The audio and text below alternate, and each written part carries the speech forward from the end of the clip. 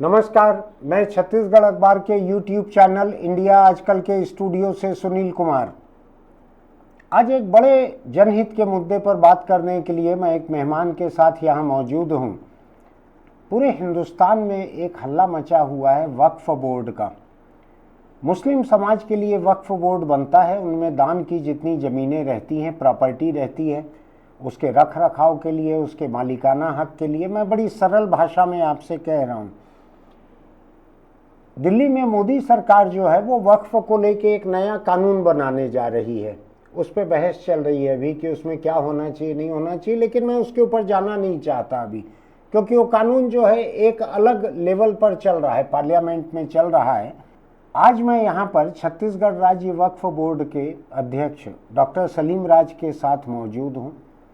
उनसे हम बातचीत करने जा रहे हैं कि छत्तीसगढ़ में वक्फ की संपत्तियों का क्या बवाल चल रहा है, क्या मामला है। अभी 3 महीने पहले ही उन्होंने वक्फ बोर्ड के चेयरमैन का काम संभाला है।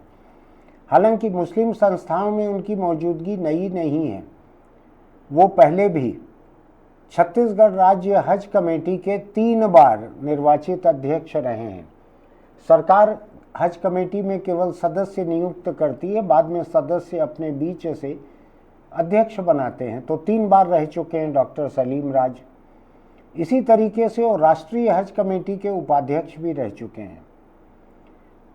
अब वो निर्वाचित अध्यक्ष बने हैं छत्तीसगढ़ राज्य वक्फ बोर्ड के, जिसके पास पता नहीं 5,000 करोड़ 10,000 करोड़ कितने की संपत्ति होने की बात की जाती है। एक किस्म से वो सरकार को अगर छोड़ दें और शायद रेलवे को छोड़ दें तो वो तीसरे नंबर के बड़े जमींदार हैं छत्तीसगढ़ के, जब तक इस कुर्सी पे मौजूद है। निजी प्रॉपर्टी तो नहीं है, लेकिन रखरखाव वैसा ही है, उतना ही ध्यान रखना पड़ता है प्रॉपर्टी का, क्योंकि अभी सारी प्रॉपर्टी जो है सार्वजनिक संपत्ति हमारी अपनी है के अंदाज में प्रॉपर्टी के हर हिस्से को लोग दबा के बैठे हुए हैं।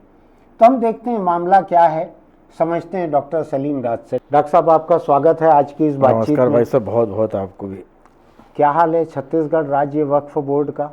छत्तीसगढ़ राज्य वक्फ बोर्ड देश में अपने तरीके से काम कर रहा है, क्योंकि हमारे समाज के जो मठाधीश थे, हाँ, समाज के प्रमुख लोग, जो समाज के उत्थान के लिए वक्फ बोर्ड बनाया गया था, हाँ, वो वक्फ बोर्ड से कार्य नहीं हो पाया। हाँ, ना आज तक देश के इतिहास में देख लिए एक शिक्षा के क्षेत्र में कोई स्कूल बनाई है, हाँ, ना हॉस्पिटल बनाई है, हाँ, ना तलाकशुदा विधवा महिलाओं के लिए काम करी है। हाँ। सिर्फ ये भू माफिया और समाज के प्रमुखों का वक्फ बोर्ड की ज़मीन का अड्डा बन गया था। ऐसा जी। ये मठाधीश आप बोल रहे हैं, मुस्लिमों में भी मठ वगैरह होते हैं क्या, कि आप ऐसे बोलचाल की भाषा में मठाधीश बोल रहे हैं? बोलचाल की भाषा में मठाधीश माने समाज के प्रमुख, समाज के ठेकेदार। ठेकेदार। इन लोगों ने वक्फ जमीन में कब्जा किया हुआ। थोड़ा सा हमारे देखने वाले लोगों के सहूलियत के लिए जरा ये बताइए, जानकारी के लिए, वक्फ की संपत्ति आती कहाँ से है? ये सरकार देती है क्या संपत्ति आपको? वक्फ माने दान। अच्छा। मुस्लिम के समाज के द्वारा समाज के हित के कार्य के लिए दान दी गई प्रॉपर्टी को वक्फ बोला जाता है। हाँ। अल्लाह की राह में, क्योंकि अंतिम समय हो जाता है, वो प्रॉपर्टी दान कर देते। दान का समाज में उत्थान होए, अच्छा काम होए, तो उनके इसाले सवाब के लिए, उनके पुण्य के काम के लिए उनको दुआ मिले, इसके लिए जन्नत में HIG वगैरह मिल सकता है यहाँ अगर दान वगैरह ठीक से दान किए तो वो वक्फ है। बाकी जो वक्फ, लेकिन जो गरीब रहे, जिसके पास दान करने को कुछ नहीं है, वो भी काम अगर अच्छा करे तो उसको भी ऊपर एक आध MIG वगैरह मिल जाता होगा। नहीं, देखिए, अल्लाह ताला किसकी इबादत और किसके काम से खुश हो जाए। जिंदगी भर आदमी शराब पिया और अल्लाह ताला ने उसको जन्नत दे दिया। ऐसा अल्लाह को कौन सी अदा पसंद हो जाए? हाँ। आप जिंदगी भर इबादत कर रहा है, सजदे में सजदा कर रहा है और आप गलत कार्य कर रहे हैं, हाँ। तो जिंदगी भर नमाज करने वालों की भी अल्लाह ताला दोजख ही देगा। हाँ। इसलिए कि आप काम कुछ ऐसा कर दो जो अल्लाह खुश नहीं हो। हाँ। किसी का दिल दुखाना। हाँ। तो बहुत से मायने की जिंदगी भर शराब पीते आ रहा है, हाँ। और बोले तो दोजखी। अल्लाह ताला बोला कि शराब तो पिया, हाँ। उससे कुछ अच्छा भी काम किया जिससे अल्लाह ताला खुश हो गया, उसको जन्नत भेज दिया। अच्छा, नहीं, मैं थोड़ा खुद ही पटरी से उतर गया था, मैं अपन काम की बात पे लौटते, मैं ही छेड़ दिया था। और मेरी जानकारी धर्म के बारे में आप जानते हो जीरो है। तो ये जो प्रॉपर्टी है ये लोगों की दान में दी हुई प्रॉपर्टी रहती है, जो वक्फ बोर्ड उसका रख रखाव करता है, हिफाजत करता है, इस्तेमाल करता है, इसके लिए वक्फ बोर्ड बना है। वक्फ बोर्ड इसलिए बना है कि जितनी प्रॉपर्टी है, मस्जिद, कब्रस्तान, हाँ, इमामबाड़ा, हाँ, दरगाह, हाँ, सबकी देख रेख की व्यवस्था का काम छत्तीसगढ़ राज्य वक्फ बोर्ड का है। और इसके परे भी वक्फ की प्रॉपर्टी है। मैं सुनता हूँ कहीं बाजार में दुकानें हैं, कहीं मार्केट है, वक्फ की प्रॉपर्टी है। वक्फ दान दे दिया गया था। हाँ, जिसने दान दिया उस समय उसकी दुकानें रही होंगी, हाँ, दुकानें वक्फ कर दिया। हाँ, तो जो उसकी एक आमदनी होंगी, हाँ, उसको समाज उत्थान में लगाना है। तो वर्तमान और मालिकाना हक भी वक्फ का आ जाता है अगर उन्होंने दान में दे दिया है तो। पहले आपने वक्फ हमें कर दिया तो हाँ, सीधा वक्फ नहीं होता है। हाँ, वक्फ आपने करने के बाद हम कलेक्टर को पत्र देते हैं, कलेक्टर सर्वे होता है, सर्वे कमिश्नर के द्वारा पूरा देखा जाता है कि वास्तविकता ये विवादित जगह तो नहीं थी कि विवाद होने के कारण इसने वक्फ कर दिया। ऐसा जब पूरा सर्वे होने के बाद, सर्वे कमिश्नर के द्वारा पूरा देने के बाद राज्य सरकार के पास जाती है। राज्य सरकार के बाद वो फिर राजपत्र में प्रकाशन होता है जितनी प्रॉपर्टी का, तब वक्फ में विलीन माना जाएगा। जब वक्फ में विलीन माना जाता है, निर्विवाद रहे तो। जी। यानी वक्फ जो है लड़ाई झगड़ा अपने सिर पे लेने के पक्ष में नहीं रहता कि आपका झगड़ा चल रहा है तो आप यहाँ दान दे दो, ऐसा नहीं है। ऐसा नहीं, बिल्कुल क्लियर जगह होना चाहिए। पाक साफ जिसको बोलते हैं, वही जगह। हाँ, और वो भी कई खंडों में कलेक्टर, हाँ, कमिश्नर, हाँ, सर्वे कमिश्नर, हाँ, राज्य सरकार के अनुमोदन के बाद ही वक्फ में जगह चढ़ती है। ये बतलाओ मुझको आप, छत्तीसगढ़ में ऐसी वक्फ की कितनी प्रॉपर्टी रिकॉर्ड में है बोर्ड के? करीबन 7062 प्रॉपर्टी रजिस्टर्ड छत्तीसगढ़ वक्फ बोर्ड के पास। 7062 अलग अलग प्रॉपर्टी। जी। इसकी वैल्यू कितनी होगी, कोई अंदाज है? ये अभी 5000 करोड़ से लेकर 10,000 करोड़ तक भी जा सकती है। इसका भी हम सर्वे करा रहा है। सर्वे इसके बाद वास्तविकता हमें पता चल जाएगा। पिछली सरकार तक 5000 करोड़ से ऊपर की प्रॉपर्टी थी। अच्छा, अब ये मुझको समझाओ आप कि आज ये प्रॉपर्टी किस हालत में है, कितनी वक्फ के कब्जे में है, कितनी और लोग काबिज हैं, कितने किराएदार हैं आपके, क्या है स्थिति? छत्तीसगढ़ राज्य बोर्ड की जगह 90% कब्जे में है। कब्जे में भी हिंदू भाई गैर सनातनी धर्म का नहीं है। हाँ, सिर्फ मुसलमानों ने कब्जा करके रखा है। मुसलमानों के ही मुसलमान दुश्मन हैं 90% प्रॉपर्टी में। हाँ, 2-4% आगे पीछे हो सकती है तो हाँ, मायने नहीं रखता। हाँ, बहुमत जो है मुस्लिम समाज का ही वह प्रॉपर्टी में कब्जा है। हाँ, और दुर्भाग्य ये है कि उसने लिया है 2000 रुपये में किराए में, हाँ, और दूसरे को दे दिया वो 25,000 रुपये में। ये मुस्लिम लोग ही मुस्लिम ने है वक्फ के लिए। और समाज के कुछ जो मुतवल्ली है, हाँ, मुतवल्ली माने मस्जिद का केयर टेकर, हाँ, केयर टेकर अपनी व्यवस्था देख के अपने चाहतों को दे दिया, हाँ, और चाहतों ने उसको जगह दे दिया। ये अभी मैं सुन रहा हूँ कि ये हिंदुओं के जितने मंदिर और मठ और ट्रस्ट की जगहें हैं उसका भी इसी तरह से बंदर बांट चल रहा है। तो ये सभी धर्मों में एक ही अंदाज में लूटपाट चलती है क्या? ये हिंदू मुस्लिम भाई भाई हैं क्या एकदम? नहीं, हिंदू मुस्लिम सिख ईसाई भाई भाई है, ये तय है। हाँ, जिस प्रकार कांग्रेस की सरकार ने वक्फ बोर्ड का गठन किया था, हाँ, मुस्लिम समाज के हित में किया था, ऐसा हिंदू भाइयों के लिए उसको एक सनातन बोर्ड बनाना था। हाँ, कांग्रेस की सबसे बड़ी भूल है। हाँ, सिर्फ अपने वोट बैंक के खातिर उसने हाँ, मुसलमानों को खुश करने के लिए वक्फ बोर्ड बना दिया। उसका स्वागत करते, वक्फ बोर्ड बहुत बढ़िया बना, हाँ, और उसके जो उद्देश्य के लिए बनाया था वो उद्देश्य का पूर्ति नहीं हो पाया। हाँ, इसलिए एक सनातन बोर्ड भी बनाना था। सनातन बोर्ड बनने से हिंदू भाइयों की, अभी दक्षिण में तो कई बड़े बड़े मंदिरों में ट्रस्ट हैं, सरकार चलाती है। तिरुपति का ट्रस्ट जो है वो राज्य सरकार ही ट्रस्टी बनाती है, वहाँ IAS अफसर वगैरह ट्रस्टी रहते हैं। नहीं, इसकी चूंकि ट्रस्ट की मेरे को पूरी जानकारी नहीं है। कोई बात नहीं। और हिंदू ट्रस्ट है और हिंदू लॉ के हिसाब से क्या हो रहा है उसके अपन वक्फ के ही बात करें, उसमें ही बहुत सारा बात करने के लिए है। मैं तो केवल आपको बताया कि जिस तरह से ये कब्जा कर रहे हैं, बेच रहे हैं, किराए से दे रहे हैं, ऐसे ही हिंदू प्रॉपर्टी को भी हिंदू मठ मंदिर के जो मठाधीश हैं वो लोग भी यही काम कर रहे हैं। तो भाईचारा बहुत है दोनों में। समाज के जो भी ठेकेदार बनता है ना, हाँ, समाज का सबसे ज़्यादा नुकसान करता है वही, चाहे मठ होए, मंदिर होए, मस्जिद होए। आपके तो दोनों ही तरफ के ठेकेदार लोगों से अच्छे संबंध है। मुस्लिम संस्थाओं में आप खुद ही हो, और भाजपा से आप जुड़े हुए हैं तो हिंदू ठेकेदारों से भी आपका बहुत पुराना संबंध मैं जानता ही हूँ, 25-30 साल से तो मैं देख रहा हूँ आपको। तो खैर अपन फिर लौटे वक्फ के तरफ, मैं बार बार पटरी से उतर जाता हूँ। तो ये 5,000 से 10,000 करोड़ तक की वक्फ की प्रॉपर्टी है। अभी वक्फ को उससे कमाई कितनी होती है बोर्ड को? 1 लाख रुपए भी नहीं है। 1 लाख रुपए भी 1 नहीं? लाख रुपए भी वह बोर्ड के आमदनी नहीं है। और काबिज हैं लोग उसके काबिज ऊपर। है। आप जाएंगे देखने के लिए तो आपके पास रिकॉर्ड है कि ये वक्फ की प्रॉपर्टी है, इसके ऊपर सलमान खान काबिज हैं और ये 2 रुपया भी नहीं दे रहे हैं वक्फ बोर्ड को किराया। भाई साहब आप बात मारोगे बैजनाथ पारा की एक प्रॉपर्टी जिसका आज की तारीख में 80 पैसा किराया है। 80 पैसा? जी।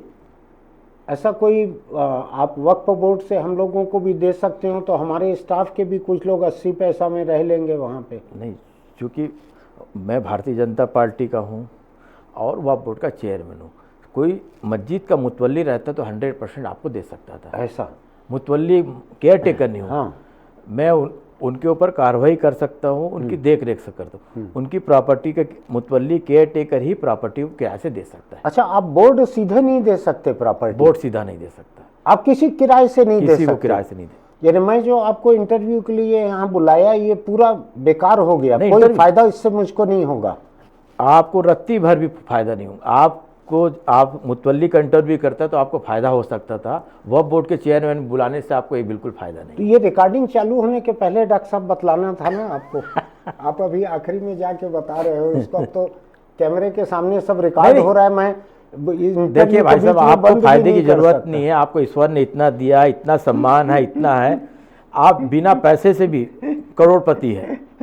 ये सबसे बड़ा आपका सम्मान है। चलिए, आपके अच्छे शब्दों के लिए आपको बहुत धन्यवाद। मैं ये वक्फ की संपत्ति को लेके सोच रहा हूँ जो आप बतला रहे हैं। बोर्ड लेकिन खाली करा सकता है किसी का अवैध कब्जा है तो?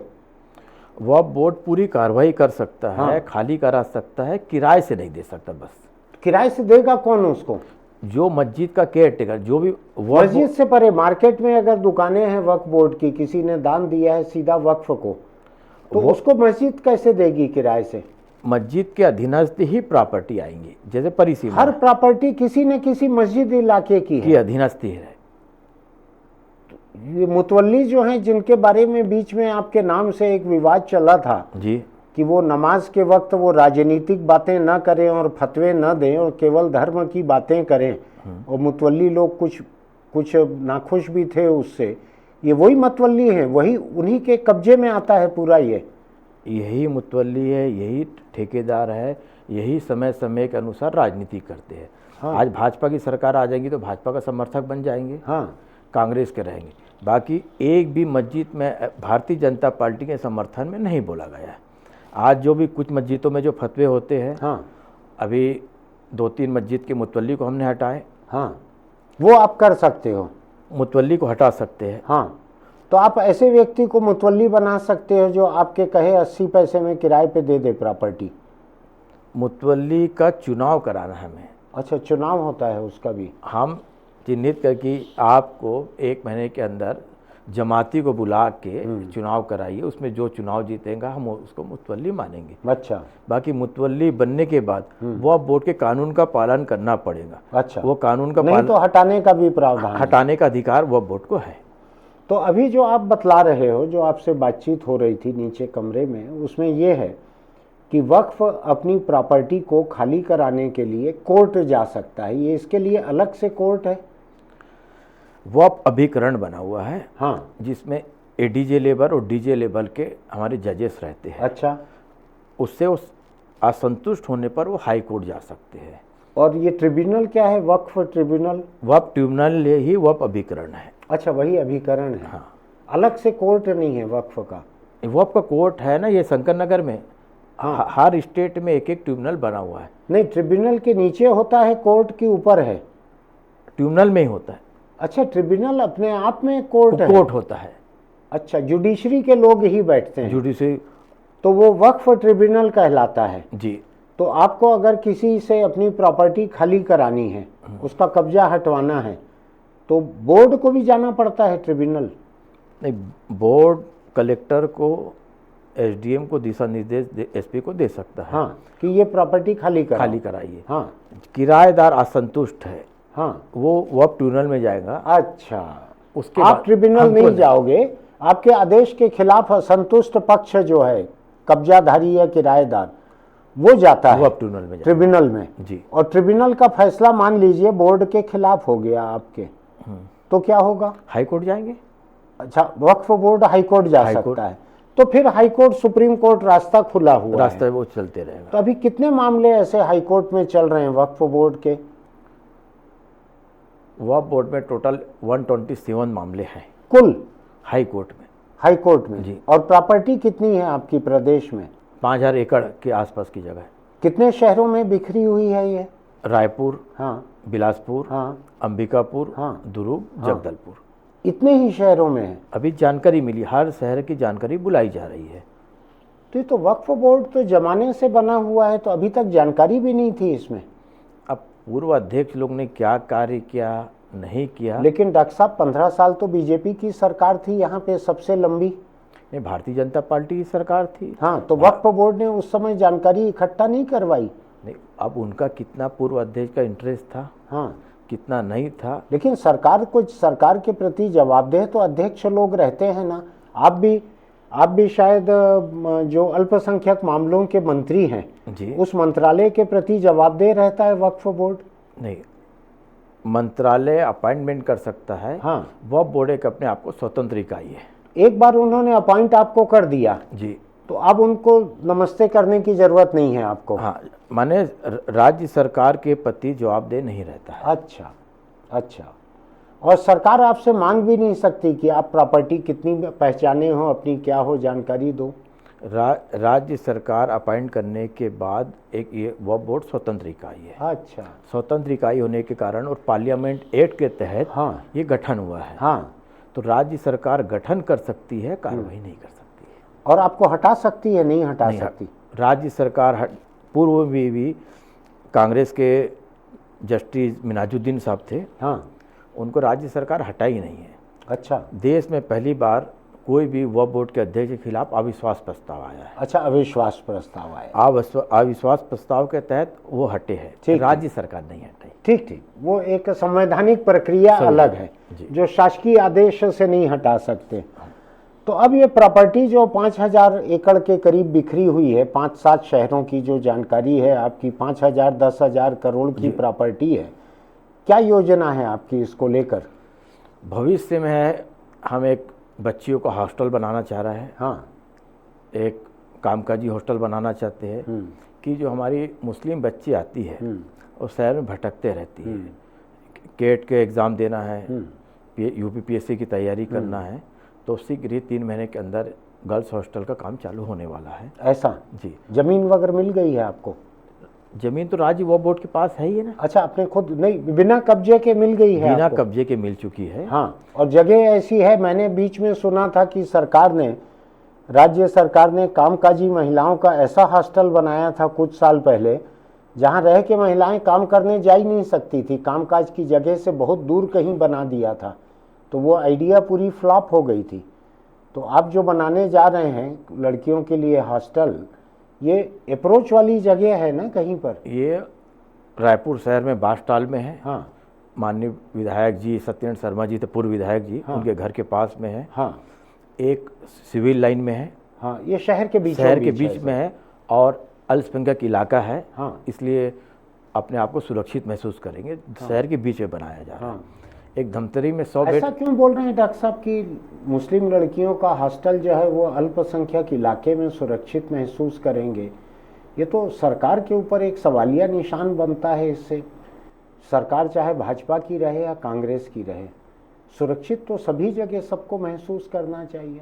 नहीं, पढ़ा लिखा तक का सुरक्षित, जो हमारे रूढ़िवादी है, पूर्व विचारधारा के लोग हैं, अरे भैया बच्ची को मुसलमान इलाके में रखो, उनके जो डर बना हुआ है आज की कम से कम उनके मन में ये सुरक्षा की भावना रहे तो लड़कियों को बाहर निकलने दे, पढ़ने दे, इसलिए ये मेरा भाव है। हाँ, यानी एकदम से क्रांतिकारी मेरे जैसा सोचने लगे तो हो सकता है माँ बाप निकलने ही न दें लड़की को, उसके कारण कि जिस इलाके में जा रही हो वहाँ तो एक भी मुस्लिम परिवार नहीं है, मुसीबत में कौन साथ देगा? ऐसा उसके कारण ये भाव है। ये सोचना ठीक है आपका। मैं सोच रहा था कि केवल मुस्लिम इलाके में क्यों सुरक्षित रहे, हमारे मोहल्ले में भी मुस्लिम लड़की रहे तो भी सुरक्षित रहेगी, ऐसा लगा मुझको। उन लोगों के जो हमारे पूर्व लोग हैं उनके मन में डर बना हुआ है। डर, क्योंकि घर के प्रमुख वही है, बच्ची को घर निकलने नहीं दे, अरे यार चलो अपने एरिया में तो लड़की ठीक तो है। आपको लगता है कि किसी भी तरीके से एक रास्ता निकाल के मुस्लिम लड़कियों के पढ़ने, आगे बढ़ने, कॉम्पिटिटिव एग्जाम में शामिल होने का मौका अगर मिल सके उनको, तो वो इंतजाम होना चाहिए जी, जो व्यवहारिक रहे समाज की आज की सोच को देखते हुए, इसलिए ऐसा कर रहे ये हैं। भाव है। और तो ये आपके कार्यकाल में चालू हो जाएंगे दोनों हॉस्टल? 3 महीने के अंदर ये हॉस्टल का चालू कर देंगे। सिविल लाइन में कार्यवाही चालू हो चुकी है। नक्शा चालू यानी हॉस्टल चालू होगा कि बनाना? बनाना, वही तो। और 100 बेड का हमारा हॉस्पिटल धमतरी में चालू हो रहा है। अच्छा, वो उसका काम 2nd फ्लोर। दूसरा ये कामकाजी महिलाओं का जो हॉस्टल बनता है, क्या उसमें भी मुस्लिम कामकाजी महिलाएं ऐसी हैं जिनको जरूरत रहे हॉस्टल की? इतनी संख्या में है क्या? वो नहीं है? नहीं, हमारा कामकाजी के साथ जैसे 200 कमरे बन रहा है। हाँ। 100 कामकाजी, 100 खाली है, तो जो शिक्षा के क्षेत्र में आ रहा है और दूसरे समाज के लोग भी आ रहे हैं, हम उनको भी देंगे। हाँ, बड़ा अच्छा करोगे आप। एकदम अलग अलग टापू जैसा बनाना ठीक नहीं है।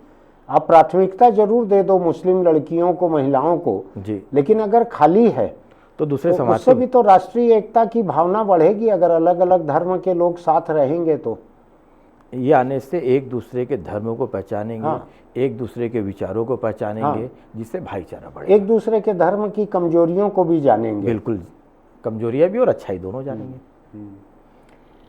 तो अभी जो प्रॉपर्टी है इसको खाली कराने के लिए, कब्जा लेने के लिए या किराया बढ़ाने के लिए क्या कर रहे हैं आप? समस्त कलेक्टरों को पत्र जारी कर दिया गया है, एसपी को पत्र दे दिया गया है और एसडीएम को बोला कि जो 3 महीने के अंदर किराया नहीं दे रहे, खाली नहीं कर रहे, उनकी दुकानों को सील किया जाए। अच्छा, आज हमारी मालवीय रोड के शहर के हृदय स्थल में है। हाँ, लक्ष्मी इलेक्ट्रिकल्स है, हाँ, A1 बेकरी है, हाँ, सुप्री फुटवेयर है, हाँ, हलवाई लाइन चले जाइए, सदर बाजार के अंदर की लाइन आज करोड़ों रुपए की प्रॉपर्टी है। हाँ। जिसका हमको 1 लाख रुपए किराया नहीं आ रहा है। 1 लाख रुपया किराया नहीं आ रहा, तो आप लोग दिए क्यों इतने कम रेंट पे? ये पूर्व मुतवल्ली और भू माफियाओं की साठगांठ से दिया गया वक्फ बोर्ड की अनुमति नहीं ली गई है एक भी प्रॉपर्टी में। और दुर्भाग्य की बात है कि वो प्रॉपर्टी फर्जी तरीके से रजिस्ट्री हो गई है, जो मालिक नहीं थे। ऐसा? जी, ये रजिस्ट्री भी हो चुकी है? हाँ, रजिस्ट्री हो चुकी है। तो आप अपने प्रॉपर्टी की फर्जी रजिस्ट्री जो है उसको नहीं रुकवा पाए आप, यानी बोर्ड? हाँ, कि पूर्व अध्यक्ष लोग ने कोशिश किए होंगे, नाकाम रहे होंगे, या समर्थन नहीं मिला होगा, जो भी है। अब चूंकि विष्णुदेव जी की सरकार है, 0% भ्रष्टाचारी पर काम करना है हमको, उसके तहत हम कार्रवाई कर रहे हैं। लेकिन ये पहले जो 15 साल डॉक्टर रमन सिंह की सरकार थी, उस समय परसेंटेज क्या था ये भ्रष्टाचार वगैरह का? उस समय तो कार्रवाई करे ही नहीं। जो कार्रवाई नहीं करेंगे तो भ्रष्टाचारी नहीं होंगे ना। वो आराम से रिलैक्स रहे होंगे, या उनका मन का भाव क्या रहा होगा मैं नहीं जान पाता। किसका? रमन सिंह जी का? रमन सिंह जी तो मैं इसके पूर्व में बताया कि राज्य सरकार अपॉइंटमेंट कर सकती है, कार्य नहीं करा सकती। कोई भी व्यक्ति को आप जगा सकते हो, दूरी तय करने के लिए स्वयं को चलना पड़ेगा। अभी आप बोल रहे हो कि विष्णुदेव साय जी की सरकार जो है ये 0 भ्रष्टाचार पे चल रही है, इसलिए अभी कार्रवाई होगी। इसीलिए मैंने रमन सिंह जी के 15 साल के कार्यकाल के बारे में पूछा कि उस समय क्या स्थिति थी भ्रष्टाचार वगैरह की। अभी 0 है, उस समय क्या थी स्थिति? आप तो उस समय भी थे, लगातार 2-2, 3-3 संस्थाओं में आप 15 साल रहे। भारतीय जनता पार्टी का एक मैं कार्यकर्ता हूँ। कार्यकर्ता के कारण मैं अपने मुखिया को विष्णुदेव साय को मानता हूँ। उसके कारण मैं विष्णुदेव साय जी जैसा चाह रहा है, उनके चाह के अनुसार मैं वक्फ बोर्ड में कार्य कर रहा हूँ। रमन सिंह जी सलीम अशरफी जी को बनाए थे। अशरफी जी रमन सिंह जी के चाह पे कार्य नहीं कर पाए, तो उसके लिए रमन सिंह जी जिम्मेदार नहीं होंगे, वक्फ बोर्ड के अध्यक्ष जिम्मेदार है। तो क्यों नहीं कर पाए? इनकी क्या दिलचस्पी थी कि काम नहीं करना है ठीक से? इसमें क्या दिलचस्पी थी? नहीं, चूंकि बहुत बुजुर्ग आदमी थे, वक्फ बोर्ड में समय नहीं दे पाते थे। उसके कारण है, 70-75 साल उम्र थी, स्वास्थ्यगत कारणों से नहीं था। उनको जब कार्य नहीं कर पा रहे तो इस्तीफा दे देना था, क्योंकि इस्तीफा नहीं दिए और चल रहा है। फिर भी मुझको एक चीज़ थोड़ा समझ में आ नहीं रही है आपके बोले हुए। आप अभी की भाजपा की सरकार जो है इसको 0% भ्रष्टाचार वाली बोल रहे हो, तो पहले की 15 साल की जो बीजेपी की सरकार थी उसको कितना % क्या बोल रहे हो आप? मैं समझा नहीं। भारतीय जनता पार्टी का कार्यकर्ता होने के नाते, हाँ। प्रदेश का मुखिया होने के नाते, मेरे पूर्व भारतीय जनता पार्टी के अध्यक्ष होने के नाते विष्णुदेव जी की सहाय के अनुसार मैं कार्य करना चाह रहा हूँ। अच्छा। पूर्व वक्फ बोर्ड के अध्यक्ष रमन सिंह को नेता मानते थे कि नहीं मानते थे वो पता नहीं। पूर्व में वो भारतीय आप भी तो यहीं पे थे ना, लेकिन 15 साल आप थोड़ी कहीं सऊदी अरब वगैरह चले गए थे। नहीं, मैं चूँकि मेरे को भारतीय जनता पार्टी के कार्यकर्ता होने के नाते मेरे को हज बोर्ड की जिम्मेदारी मिली थी।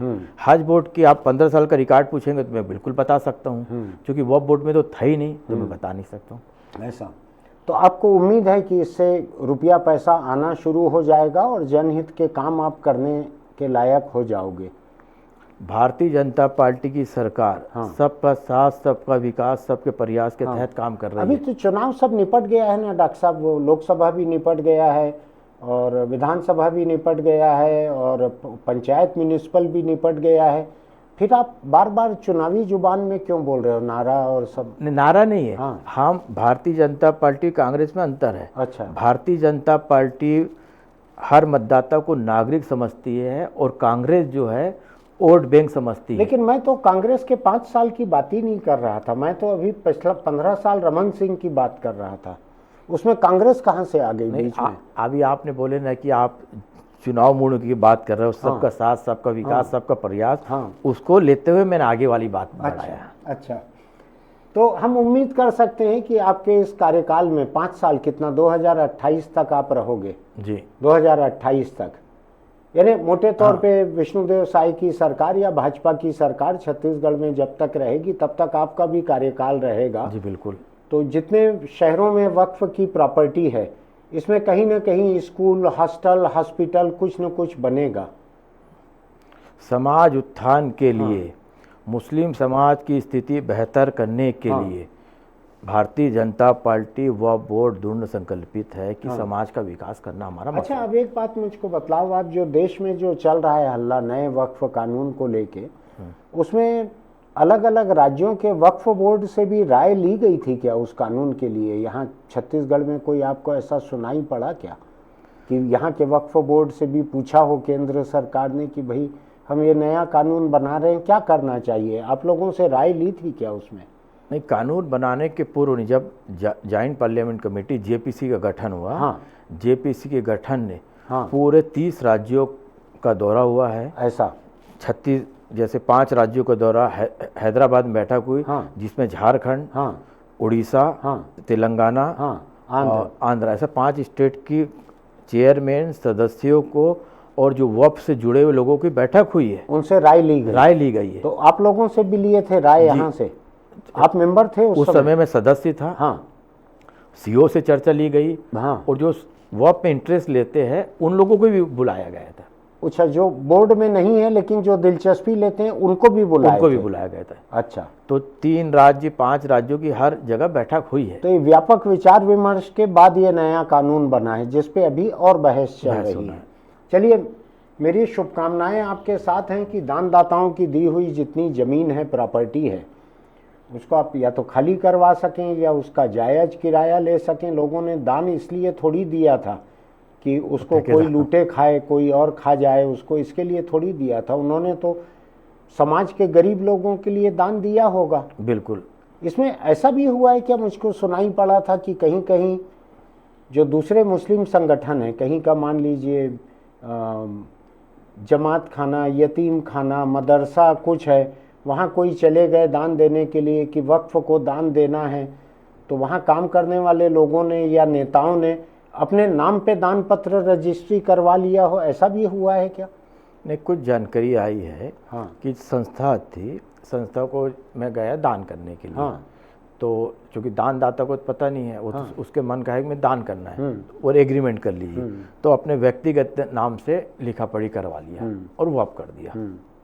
जब स्थिति पता चली कि ये प्रॉपर्टी तो वक्फ कर दिया था, उसने अपना व्यक्तिगत नाम से एग्रीमेंट करा लिया, व्यक्तिगत नाम से रजिस्ट्री करा लिया और वक्फ बोर्ड में वो बताया नहीं। जब विवाद की स्थिति आई बोले साहब मैंने तो वक़्त किया था। जब हमने उनके मुतवल्ली से या समाज के प्रमुख से पूछे तो उसने व्यक्तिगत कर दिया। ऐसी प्रॉपर्टी भी हम चिन्हित कर रहा है, उसको हम शत्रु प्रॉपर्टी मानेंगे। शत्रु प्रॉपर्टी मानेंगे क्योंकि उसका वक्फ बोर्ड मालिक नहीं है। हाँ, दान देने वाले ने दान कर चुका है। हाँ, और जिसको दिया है वो मालिक है ही नहीं। हाँ, तो उसका मालिक कौन होगा? हाँ, तो शत्रु प्रॉपर्टी मानने से वक्फ को कब्जा मिल जाएगा उस पे? वक्फ को नहीं मिलेगा। हाँ, राज्य सरकार के पास जाएंगी प्रॉपर्टी। अच्छा, राज्य सरकार और समाज के उत्थान के लिए कुछ भवन बना सकता है। हाँ, कुछ कार्य कर सकता है। हाँ, लेकिन ऐसी प्रॉपर्टी शिनाख्त तो हुई है कुछ रायपुर शहर की प्रॉपर्टी हुई है। एक आपकी पुलिस लाइन के पास है, कोई पेट्रोल में आमने सामने है, 7000 फीट जगह है। हाँ, वो चिन्हित हो चुकी है। अच्छा, जो दानदाता ने दान समझ के दिए और उसको लोगों ने खुद ले लिया। खुद लिया। मैं थोड़ा हैरान होता हूँ डॉक्टर साहब। आखिरी सवाल मेरा नहीं, आपसे, बिल्कुल। इसके बाद नहीं। आखिरी सवाल यह है कि जब खुदा के नाम पे, अल्लाह के नाम पे कोई दान दे रहा है और उसके साथ ऐसा धोखाधड़ी होती है, क्या होता है, क्या करता है अल्लाह उसके ऊपर?